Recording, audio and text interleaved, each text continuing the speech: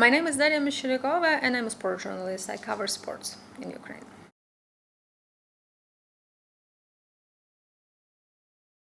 You mean this in this February, right? Yes? Yes. So I was in Kiev. I live in Kiev, but originally I'm from the eastern Ukraine.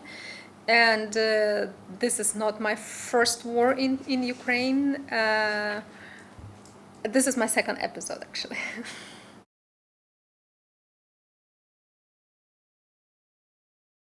The reaction was, I was shocked again, because right before the war, I had,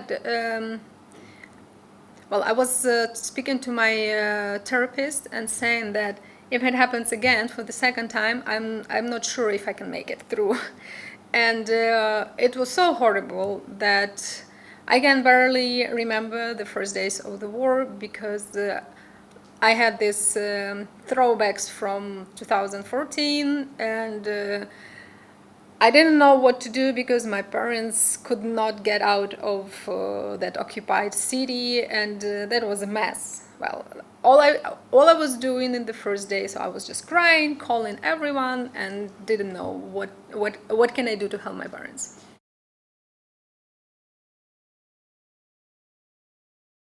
Lugansk. It's been occupied since 2014. It's in the east. It's in the part In the east.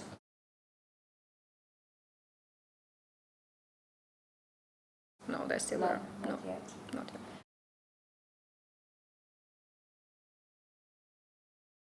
I should say that the war broke out in 2014. We cannot say that the war broke out in February.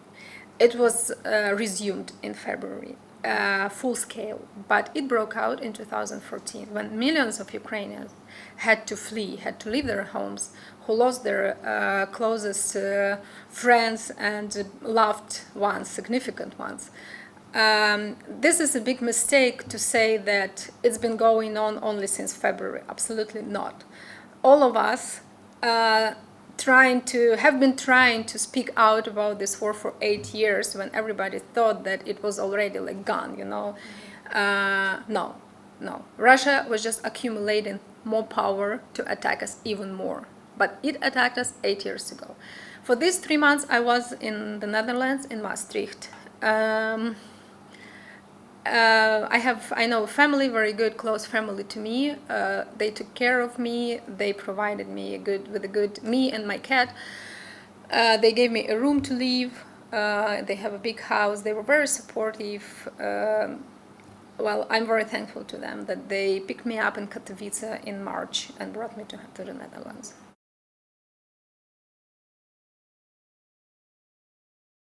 When I was still in Ukraine, I didn't work as a journalist, but many international journalists contacted me to comment on the situation in Kiev, and I did. It was kind of full-time job when I had a schedule when different journalists would call me to film something, to comment on that. And some of them were pretty rude to me. They were just saying, now. We need it now, because the news, we need to prepare the news in 20 minutes. And if you do not connect right now, we do not know if we can report on it. So, and after like 5 days, I said that I'm not going to do it anymore, because you use me only as a speaker.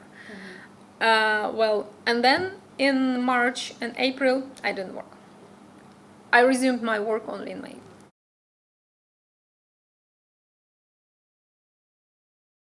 Sports is very connected to politics, whatever people say.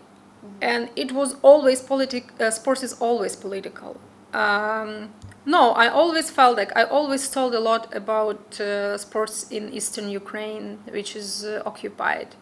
I always I wrote a lot of articles on Ukrainian sports being under occupation. So yeah, it's always connected. You cannot say that people play football and then the war breaks out and they're just football players. Our athletes now fighting for Ukraine. Our sport journalists now fighting for Ukraine. So it's always connected. It cannot just go like from football game to like a tennis game to the war without any link.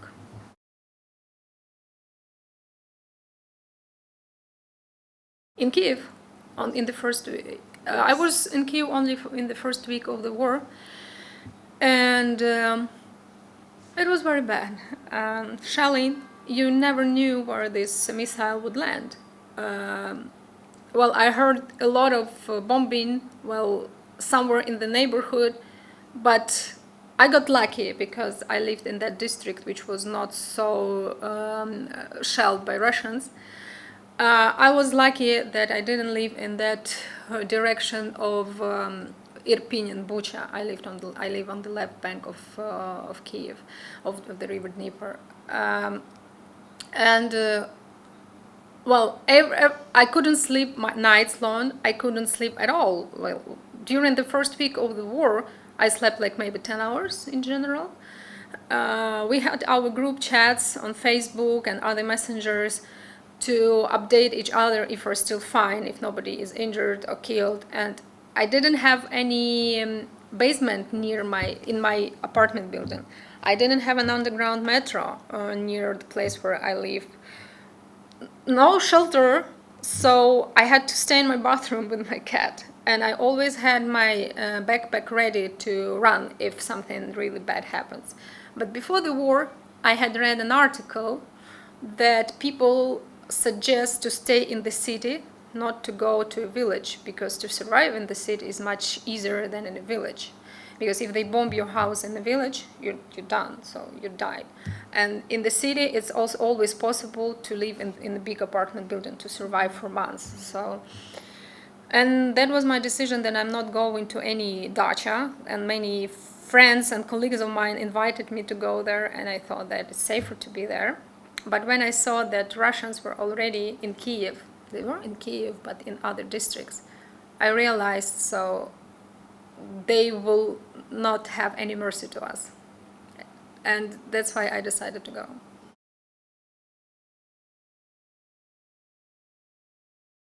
Yes, it was a very long trip. I took my cat and we went to the railway station. I'm very grateful to my country. They provided lots of evacuative trains, and they evacuated us to Lviv. They were for free. There was no no schedule, no timetable for it. You just had to wait for it. And I hopped in with my cat. So it was full like this. It was a train coming from Kharkiv, which was much worse than Kiev.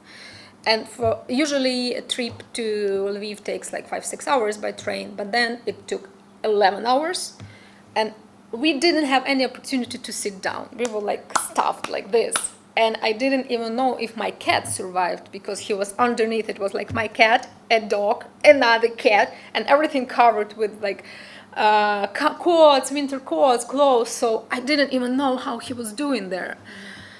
For 10 hours like this, next day I couldn't feel my body. And I have some good friends of mine in Lviv. They helped me a lot with an accommodation. I slept 2 days there. And then I went to Katowice, another 10 hours, but by bus. And then in Katowice, that Dutch family, they picked me up and they drove me to Maastricht with my cat.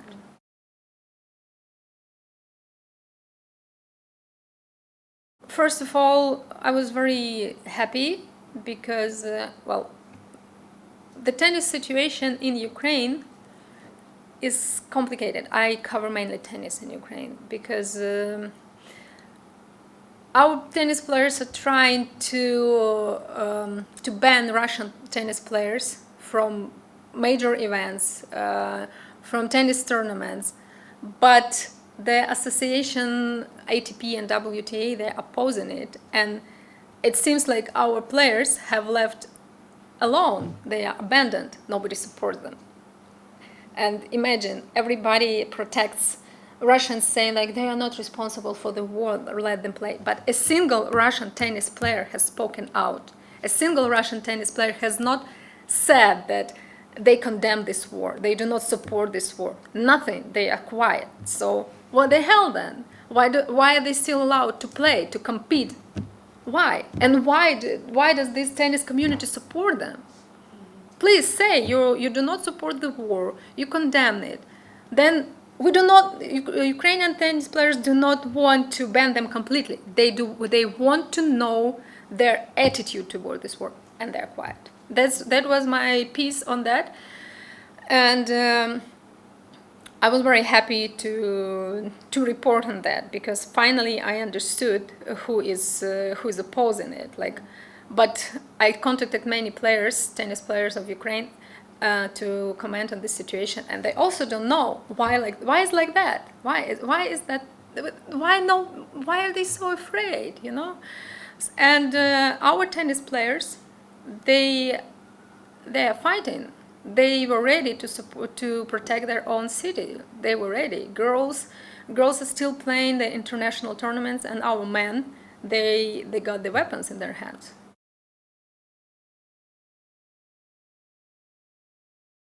Tribuna is the biggest sports edition in Kiev, in Ukraine.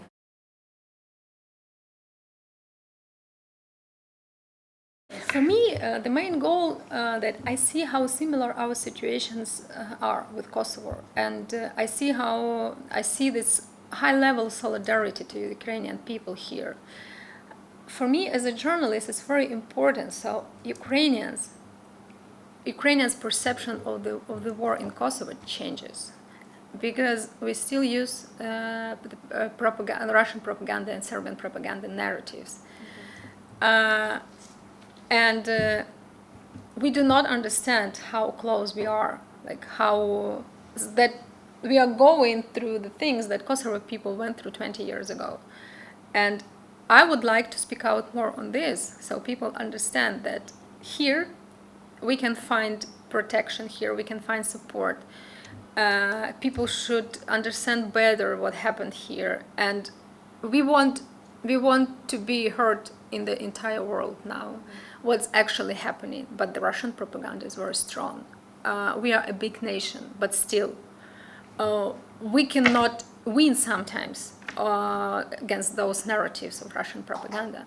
And I understand that you're even smaller, and how difficult it was for you to convince the world that you do not provoke Serbia, that you were not aggressive towards Serbia, that you were the victims of this war. So this is my main goal.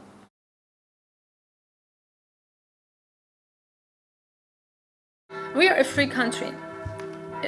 Ukraine is very democratic.